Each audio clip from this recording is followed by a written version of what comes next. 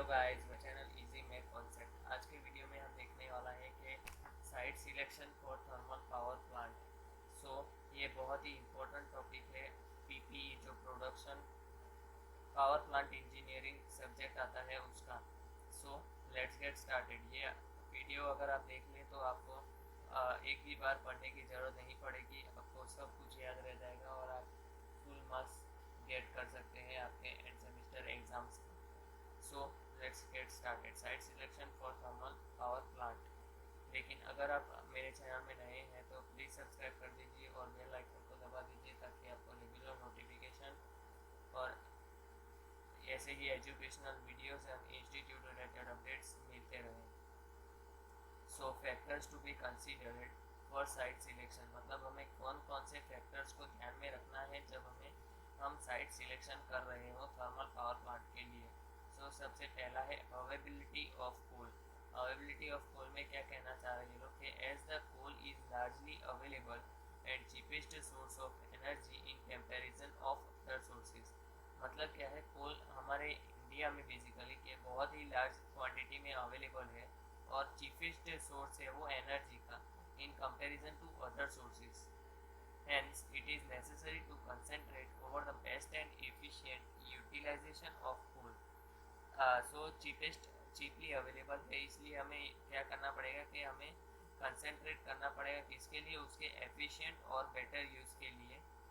Utilisation of coal को better utilisation करने के लिए the huge quantity of coal is required for large thermal power station.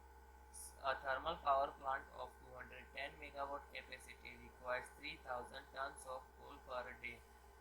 क्या लिखा है यहाँ पे, 210 मेगावाट अगर हमें कैपेसिटी का थर्मल पावर प्लांट बनाना है तो उसके लिए हमें कितना 3000 टन कोल की ज़रूरत पड़ेगी एक दिन के लिए।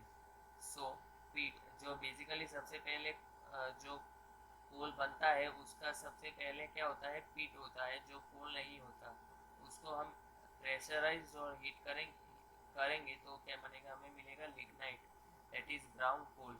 फिर उसको हम फर्दर हीट और प्रेशराइज करेंगे तो हमें मिलेगा बिटुमिनियस soft coal.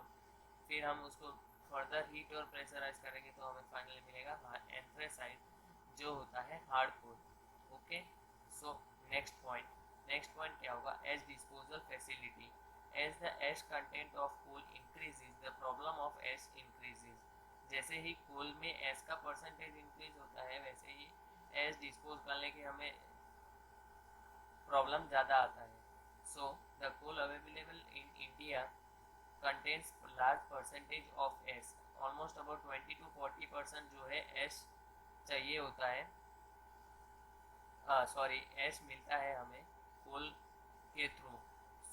The quantity of ash to be handled is as large as 800 per day. मतलब मिनिमम 800 पर डे हमें एश डिस्पोज करना ही पड़ता है। The ash handling problem is more serious as ash comes in hot condition and it is corrosive in nature। एश को handle करने में ज़्यादा तकलीफें क्यों आती है, क्योंकि वो एश जो होता है वो हॉट कंडीशन से आता है और नेचर में एक ऐसा होता है, कोरोसिव होता है। Its effect on atmospheric pollution is more serious and is hazardous for human being. Human being के लिए वो काफ़ी खतरनाक साबित होता है और एटमॉस्फेयर के लिए भी। Therefore there must be sufficient space for ash disposal। ash disposal के लिए sufficient space available होना चाहिए। फिर है space requirement। The space and the building requirement by the power station is another point to be considered। In general 3 to 5 acres per megawatt land is required। per megawatt हमें कितना land चाहिए, approximately 3 to 5 acres। Which includes, क्या क्या include होना चाहिए उसमें, coal storage, ash disposal, space requirement for main plant, balance of plant, staff colony etcetera. ये सब मिला के हमें लैंड जो है वो चाहिए होता है। Generally space required is in the following proportion. Space requirement के लिए इन्हें समथिंग हमारे परसेंटेज होता है। अप्रोक्सीमेटली 10% लैंड बिल्डिंग के लिए, 33% कोल्ड स्टोरेज के लिए, 27% कूलिंग टावर के लिए, 7% स्विच यार्ड और 23% लैंड अदर पर्पज के लिए हमें यूज करना है। So total cost of project includes the cost of land. Okay, so next, nature of land. Nature of land में क्या कहा गया है? The selected site for the power plant should have good bearing capacity. So nature of land मतलब क्या? Selected power plant के लिए जो हम लैंड सिलेक्ट कर रहे हैं वो उसकी बियरिंग कैपेसिटी कैसी होनी चाहिए? अच्छी होनी चाहिए। बियरिंग कैपेसिटी मतलब सहनशीलता, जिसको हम बोलते हैं सहन करने की शक्ति जो है वो अच्छी होनी चाहिए। क्यों? क्योंकि उसको वेरियस फोर्सेस और डेड लोड सहन करने पड़ते हैं एक पावर प्लांट को। Transmitted to the foundation due to the machine operation के थ्रू जो फाउंडेशन में फोर्स और डेड लोड सहन करना पड़ता है, इसलिए उसको थोड़ा स्ट्रॉन्ग होना चाहिए। तो minimum bearing capacity of the land should be 10 बार, मतलब मिनिमम 10 बार तो उस अगर लोड आए तो उसे सहन करना ही चाहिए। मिनिमम 10 बार लोड सहन करने की कैपेसिटी उसमें होनी ही चाहिए। फिर है earthquake and geological faults. The selected site should be not be in seismic zone. Seismic zone क्योंकि स्मॉल अर्थक्वेक क्या करता है? डैमेज, काफ़ी ज़्यादा डैमेज पहुंचाता है पावर प्लांट को। Okay, so 6th point is availability of water. So availability of water मतलब क्या? वाटर की अवेलेबिलिटी काफ़ी ज़्यादा मात्रा में होनी चाहिए, क्योंकि वाटर किस किस के लिए यूज होता है पावर प्लांट में? So requirement for condenser, for disposal of ash and to feed water to the boiler और ड्रिंकिंग वाटर में यूज होता है।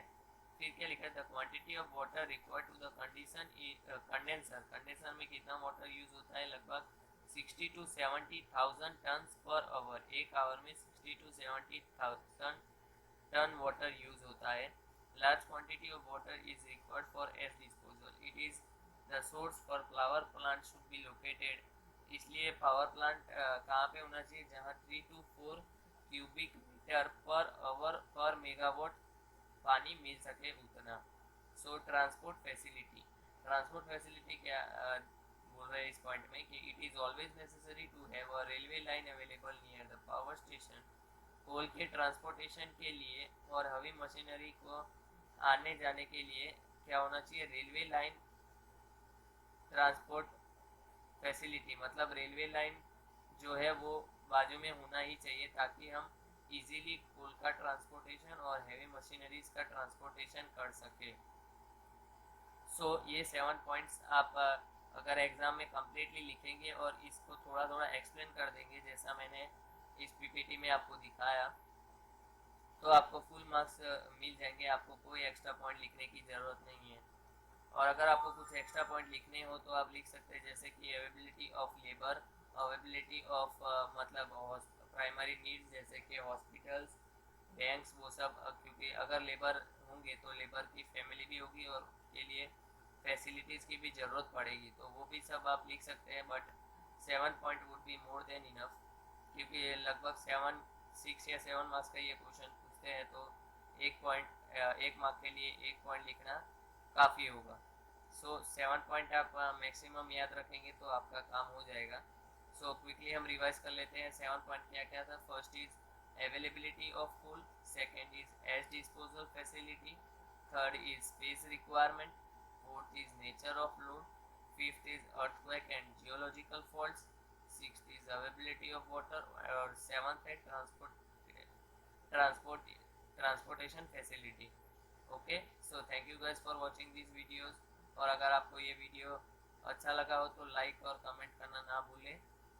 और अगर आपने अभी तक मेरे चैनल को सब्सक्राइब नहीं किया है तो सब्सक्राइब कर दीजिए और बेल आइकन को दबा दीजिए, ताकि आपको रेगुलर नोटिफिकेशन और अपडेट्स मिलती रहे। Thank you so much.